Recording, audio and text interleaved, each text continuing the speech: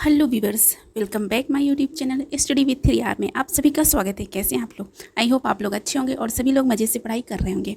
आधुनिक भारत का आज का हमारा टॉपिक रहेगा सामाजिक, धार्मिक और सांस्कृतिक सुधार आंदोलन। आज इसी से रिलेटेड हम लोग क्वेश्चन करेंगे, मतलब जो भी इंपॉर्टेंट पॉइंट हैं इसमें वो आज हम लोग डिस्कस करेंगे मिलके।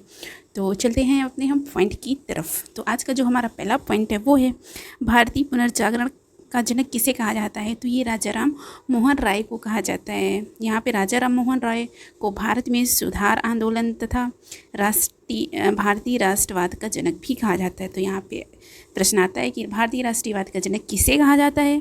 तो भाई हमारे राजा राम मोहन राय को कहा जाता है। चलते हैं अपने नेक्स्ट पॉइंट की तरफ। राजा राम मोहन राय किस शिक्षा पद्धति के समर्थक थे? तो ये पाश्चात्य या अंग्रेजी शिक्षा पद्धति के समर्थक थे। फिर चलते हैं हम नेक्स्ट अपने पॉइंट की तरफ। तो अगला पॉइंट है हमारा कि राजा राम मोहन राय द्वारा कलकत्ता में ब्रह्म समाज की स्थापना किस वर्ष की गई थी? तो ये 1825 में ब्रह्म समाज की स्थापना की गई थी। ब्रह्म समाज की स्थापना कलकत्ता में 1828 में की गई। फिर नेक्स्ट पॉइंट है ब्रह्म समाज किस सिद्धांत पर आधारित है? तो ये एकेश्वरवाद पर आधारित है। फिर नेक्स्ट पॉइंट आता है संवाद कौमुदी, जो कि बांग्ला भाषा में तथा मिरात उल अखबार फारसी भाषा के संपादक थे। संपादक कौन थे? तो ये भी राजा राम मोहन राय थे। फिर चलते हैं अपने नेक्स्ट पॉइंट की तरफ। हमारा नेक्स्ट पॉइंट है कि वर्ष 1815 में एकेश्वरवादी मत के प्रचार हेतु राजा राम मोहन राय ने किस संस्था का गठन किया था? तो ये आदमी समाज का इन्होंने गठन किया था। यहाँ पे कुछ फैक्ट दिया हुआ है। देखो, ये एकेश्वरवाद पूछा जाता है कि एकेश्वरवाद मत किसने दिया था? तो ये राजा राम मोहन राय ने दिया था। फिर आता है ब्रह्म समाज के विचारों को लेकर 1865 में केशव चंद्र सेन व देवेंद्र नाथ टैगोर के मध्य विवाद हो गया। परिणाम स्वरूप केशव चंद्र सेन मूल ब्रह्म समाज से अलग हो गए और 1866 में आदि ब्रह्म समाज की स्थापना की। यही बाद में भारतीय ब्रह्म समाज कहलाया। तो भारतीय ब्रह्म समाज के संस्थापक कौन थे? केशव चंद्र सेन थे यहाँ पे भारतीय ब्रह्म समाज के संस्थापक। फिर चलते हैं अपने नेक्स्ट पॉइंट की तरफ। देखो, ये बहुत पूछा जाता है, राम मोहन राय को राजा की उपाधि किसने दी थी? तो ठीक है, ये मुगल बादशाह अकबर ने राजा की उपाधि दी थी। फिर आता है राजा राम मोहन राय की समाधि कहाँ पे है? तो ये इंग्लैंड ब्रिस्टल में राजा राम मोहन राय की समाधि है। फिर आता है नेक्स्ट पॉइंट हमारा वर्ष 1872 में नेटिव मैरिज अधिनियम को पारित करवाने में किसने महत्वपूर्ण भूमिका निभाई थी? तो ये केशव चंद्र सेन ने महत्वपूर्ण भूमिका निभाई हुई थी। फिर चलते हैं अपने नेक्स्ट पॉइंट की तरफ। अपना नेक्स्ट पॉइंट है तत्वबोधिनी समाज। ठीक है, ये वर्ष 1839 में तत्वबोधिनी समाज की स्थापना किसके द्वारा की गई थी? तो ये देवेंद्र नाथ टैगोर के द्वारा स्थापना की गई थी। फिर चलते हैं नेक्स्ट पॉइंट। 1875 में आर्य समाज की स्थापना किसके द्वारा की गई थी? तो ये भी दयानंद सरस्वती के द्वारा आर्य समाज की स्थापना की गई थी। यहाँ से डायरेक्ट प्रश्न आया हुआ है कि आर्य समाज की स्थापना किसने की है? तो ये दयाराम सरस्वती ने की है। और इन्होंने एक नारा भी दिया था, ये दिया है, वेदों के पुनरुत्थान का श्रेय स्वामी दयानंद सरस्वती को दिया जाता है, तथा उन्होंने वेदों की ओर लौटो का नारा भी दिया था। तो यहाँ से डायरेक्ट आता है क्वेश्चन कि वेदों की ओर लौटो किसने कहा था, किसने ये नारा दिया था? तो दयाराम सरस्वती ने ये नारा दिया हुआ था। फिर आते हैं अपने नेक्स्ट लेक्चर की पॉइंट की तरफ। यहाँ पे है दयाराम सरस्वती द्वारा सत्य प्रकाश पुस्तक किस भाषा में लिखी गई थी? तो ये बहुत पूछा जाता है कि सत्यार्थ प्रकाश पुस्तक किसने लिखी थी? तो ये दयाराम सरस्वती ने लिखी थी। और किस भाषा में थी? तो ये संस्कृत भाषा में सत्यार्थ प्रकाश को लिखा गया था। फिर यहाँ हमारा नेक्स्ट पॉइंट आता है किस समाज सुधारक को समाज का मार्टिन लूथर कहा जाता है? तो ये दयाराम सरस्वती को कहा जाता है, जिन्होंने वेदों को और लौटो का नारा दिया था। फिर आता है वह व्यक्ति जिसने सर्वप्रथम स्वराज शब्द का प्रयोग और हिंदी को राष्ट्रभाषा माना था, वो भी स्वामी दयानंद सरस्वती जी ने कहा था। फिर चलते हैं अपने हम नेक्स्ट पॉइंट की तरफ। यहाँ पे हमारा पॉइंट है किस बंगाली नेता ने सती प्रथा का समर्थन किया था? ठीक है, सती प्रथा का समर्थन किसने किया था? राधाकांत देव ने सती प्रथा का समर्थन किया था। फिर चलते हैं नेक्स्ट पॉइंट की तरफ।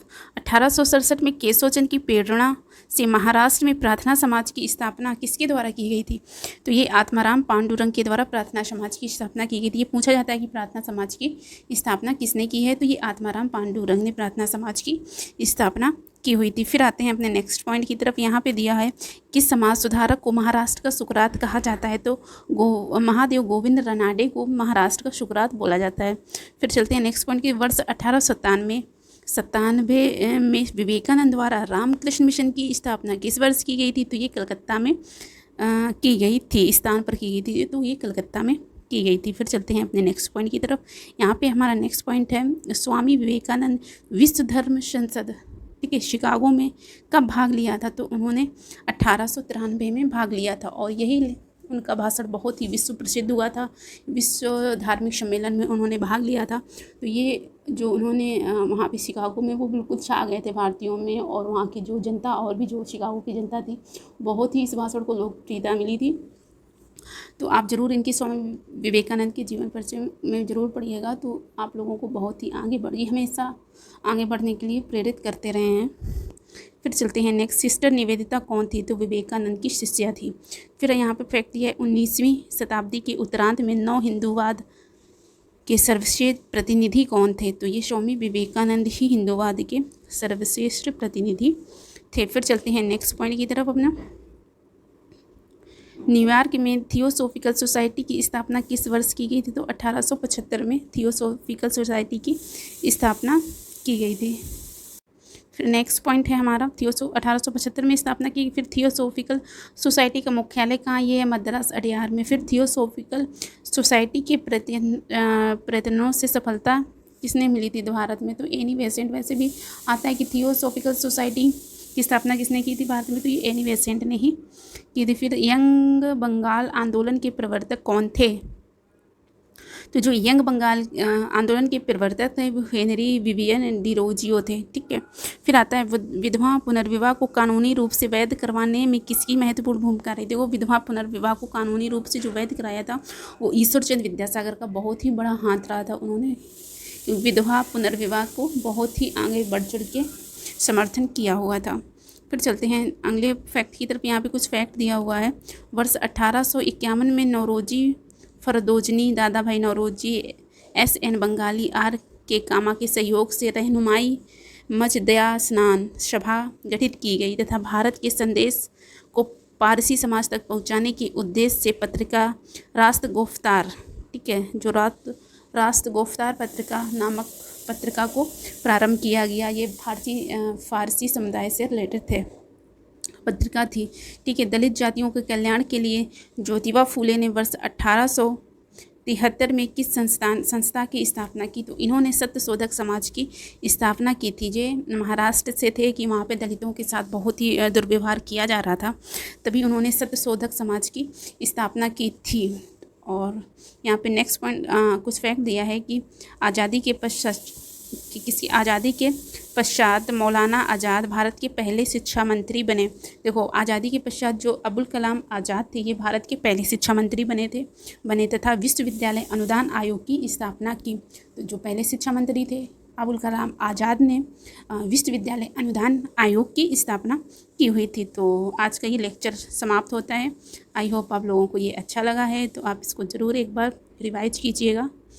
और अगर आप हमारे चैनल पर पहली बार विजिट कर रहे हैं तो आप हमारे चैनल को सब्सक्राइब कीजिएगा, लाइक कीजिएगा और कमेंट करना ना भूलिएगा। तो तब तक के लिए आप पढ़ते रहिए, मुस्कुराते रहिए। टेक केयर एंड जय हिंद।